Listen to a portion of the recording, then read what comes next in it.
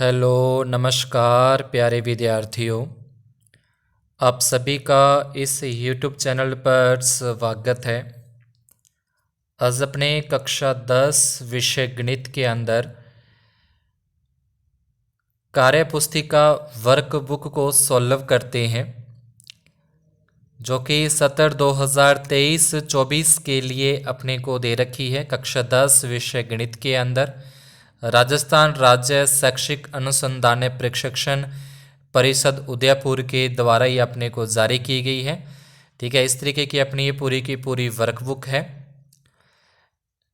और इसके अंदर इससे पहले अपने को यहाँ पे इसका पूरा का पूरा दे रखा है, नंबर के अकॉर्डिंग कौन सी प्रश्नावली कितने नंबर की अपनी आएगी उसके बारे में भी अपने को नीचे यहाँ पे दे रखा है। ठीक है, वर्कशीट है, हर एक टॉपिक के अंदर दो तीन वर्कशीट अपने को दी गई हैं और कौन सी नंबर है वो अपने को दे रखा है। और यहाँ पे पूर्व परख पत्र अपने को एक दे रखा है, जिसको अपने पहले सॉल्व कर लेते हैं।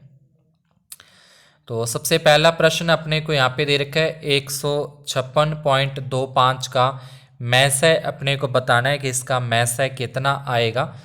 तो इसको अपने करने के दो तरीके हैं। एक तो आप इसको अभाज्य गुणनखंड विधि से भी कर सकते हैं। ठीक है, इस तरीके से पहले 156 और 25 का आप वर्गमूल निकाल लीजिए।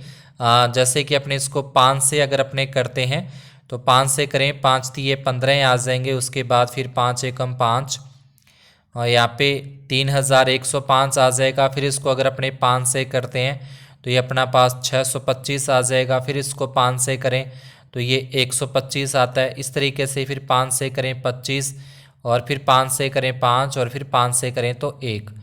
ठीक है, तो मतलब 1 आता है। तो यहाँ पे एक जोड़ा बन गया, फिर एक जोड़ा, फिर 1, इसमें से 5 लें, फिर ये 5 और ये 5, यानी कि 5 5 125 होते हैं। तो 125 और 2 संख्या छोड़ के इसमें पॉइंट आएगा, यानी कि इसका 6 नंबर है वो अपना सही आंसर बैठेगा। तो इसके अंदर अपने को 6 नंबर पे टिक करना है और यहाँ पे 6 आ जाएगा। दूसरा है निम्नलिखित में से अप्रमेय संख्या है जिसको अपने P/Q के रूप में नहीं लिख सकते, वो अप्रमेय संख्या नहीं होती। जिसको P/Q के रूप में लिखा जा सकता है वो परिमेय संख्या होती है। तो 22/7 भी परिमेय संख्या है, 1/2 भी परिमेय संख्या है। लेकिन ये जो पाई है, ये पाई एक परिमेय संख्या जो है परिमेय संख्या नहीं है, ये अपनी अपरिमेय संख्या होती है। ठीक है, परिमेय संख्या होती है जिसे अपने P/Q के रूप में लिख सकते हैं, अपरिमेय जिसे अपने P/Q के रूप में नहीं लिख सकते। फिर तीसरा है बहुपद में x की पावर 3 दे रखी है अपने को, x की घात 3 है, इसमें शून्यकों की संख्या, तो इसमें शून्यकों की संख्या भी अपने पास 3 आएगी। जितनी उसके ऊपर घात होती है उतने उसमें शून्यक होते हैं। फिर चौथा प्रश्न है x + y = 4, x - y = 4, इसका सॉल्यूशन अपने को बताना है कि x का मान है वो कितना आएगा। तो इसको इस तरीके से सॉल्यूशन करेंगे, x + y बराबर में 4, फिर दूसरा है x - y और बराबर में 2, घटाने पर सॉरी सीधे जोड़ने पर ये कट जाएगा, दोनों को जोड़ें, प्लस के y माइनस के y कैंसिल, x और x अपने पास हो जाएंगे 2x, 4 में 2 जोड़ेंगे तो ये 6 होते हैं। अब ये जो 2 है ये 2x के बटे में 6 के बटे में चला जाएगा, तो 6 में 2 का भाग देंगे तो x का उत्तर अपने पास 3 आता है, जो कि इसका ब नंबर ऑप्शन है वो सही आएगा। इसके बाद पांचवें प्रश्न के अंदर निम्नलिखित में से कौन सा कथन द्विघात समीकरण का है, तो ये ब नंबर है जो कि द्विघात समीकरण का सही कथन है। ए नंबर भी वैसे हो सकता है, लेकिन यहाँ पे बोल रखा है कि a = 0, जब a का मान 0 कर देंगे तो यहाँ से x² तो फिर हट ही जाएगा और ये द्विघात समीकरण अपनी नहीं बनती, तो इसलिए इसका ब नंबर ऑप्शन है वो सही। किस समांतर श्रेणी में अंतिम से nवां पद ज्ञात करने का सूत्र है, तो इसका ब नंबर अपने पास आ जाएगा। उसके बाद सातवें प्रश्न के अंदर अपने को EC का मान, अपने को ये मान जो है वो अपने को बताना है कि EC का मान है वो कितना होगा। तो इसकी एक जो थैलस प्रमेय है, अपनी आधारभूत समानुपातिक प्रमेय है त्रिभुज की, वो यहाँ पे यूज हो रही है, यानी कि AD और बटे में अपने पास आ जाएगा डी बी, यानी कि इन दोनों भुजाओं का अनुपात बराबर होता है दूसरी साइड की दोनों भुजाओं के अनुपात के बराबर होता है। तो ये आ जाएगा ई सी। अब ए डी का मान अपने को दे रखा है 1.8, डी बी का मान अपने को दे रखा है 3.6, ए ई का मान दे रखा है 2 और ई सी का मान अपने को ज्ञात करना है। ये 18 के पाड़े से काटें, 18 एकम 18, 18 दूने 36, यहाँ से तिरछा गुणा करें तो ई सी का गुणा तो 1 के साथ हो जाएगा, तो ई सी, और ये जो 2 है इस 2 का इस 2 के साथ गुणा करेंगे तो ये अपने पास आता है 4, यानी कि ई सी का जो मान है वो अपने पास 4 सेंटीमीटर, मतलब ए नंबर ऑप्शन इसका सही है। 8वां कौन सी भुजा समांतर है? तो वैसे तो अपने को ये जो भुजा है ये वाली भुजा और ये दोनों समांतर लग रही हैं, एक दूसरे के सीधी में जा रही हैं, सीधी हैं, लेकिन दोनों में डिफरेंस यहाँ पे 1.5 का और यहाँ पे 1 सेंटीमीटर का है, तो ये दोनों समांतर नहीं हो सकती। तो इनमें से कोई नहीं, यानी कि ड नंबर ऑप्शन अपना सही होगा। इसके बाद आगे चलते हैं नेक्स्ट दूसरे पेज पे, जो कि प्रश्न संख्या 9। वृत्त पर स्थित किसी बिंदु से कितनी स्पर्श रेखाएं खींची जा सकती हैं? तो इससे सिर्फ एक स्पर्श रेखा खींची जा सकती है। 3 सेंटीमीटर तिरछा वाली वृत्त, तो इस तरीके से अपने एक वृत्त बनाए 3 सेंटीमीटर का, वृत्त के केंद्र से दूर कोई 5 सेंटीमीटर अपने को एक बिंदु दे रखा है।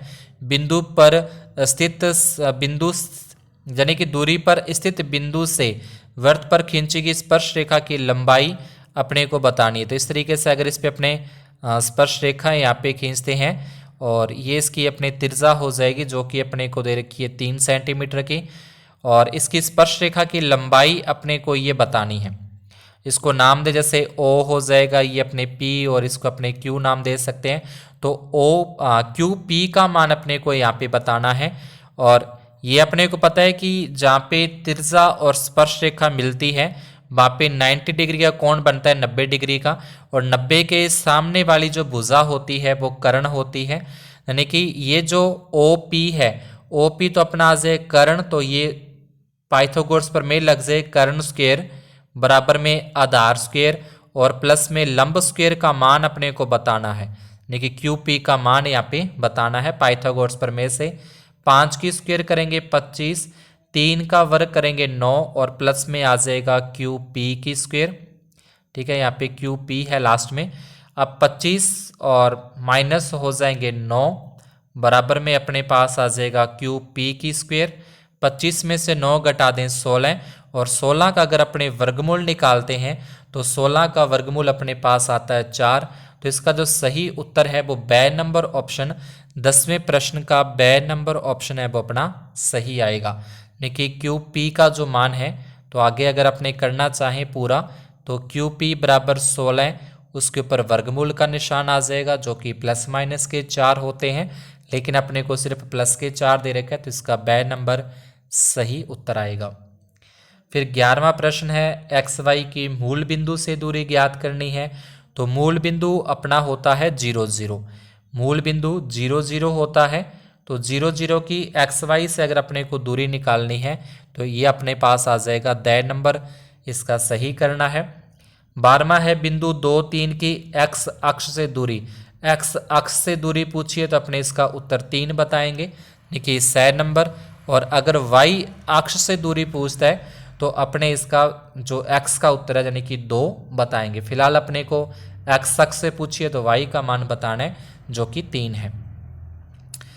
13वां प्रश्न है वह बिंदु ज्ञात कीजिए जो बिंदुओं से क्या हो, समदुरुस्त हो। देखिए कह रहा है कोई एक यहाँ पे बिंदु है जो दोनों बिंदुओं से क्या है, समान दूरी पे अपने को लेना, जैसे 2 -5 दे रखा है और एक अपने को -2 और 7, ऐसा कोई बिंदु यहाँ पे जो दोनों से क्या हो बराबर दूरी पे आए, वो अपने को बताना है कि इनमें से कौन सा है।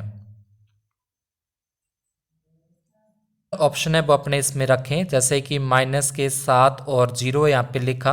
अब इसमें दूरी वाले सूत्र से कि x2 - x1, पहले अपने को a और b बिंदु की दूरी निकालते हैं, फिर b और c बिंदु की दूरी।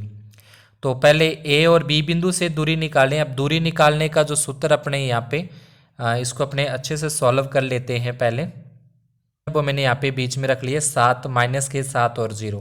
अब पहले ए बिंदु और बी बिंदु से दूरी वाले सूत्र से इसमें मान रख के अपने x2 का मान माइनस के 7 है, x1 का मान 2 आ जाएगा, फिर y2 का मान 0, y1 का मान प्लस के 5 हो जाएंगे, माइनस के 7 और माइनस के 2 माइनस के 9, 0 में 5 जोड़े 5, इसकी स्क्वायर करेंगे तो 81 और 25 106 मात्रक आता है। ऐसे फिर बी और सी बिंदु लेके उसमें अपने मान रख के इसको सॉल्व करेंगे तो इसका आंसर भी अपने पास 106 मात्रक आता है। मतलब दोनों की जो दूरियां हैं, दोनों से दूरियां बराबर 106 और 106 आती है, जो कि बे नंबर ऑप्शन से नहीं आती, तो इसलिए इसका जो सही उत्तर आएगा वो ए नंबर है।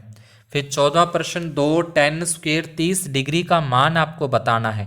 तो 2 का 2 रखेंगे, tan 30 का मान होता है 1/√3, इसकी स्क्वायर हो जाएगा।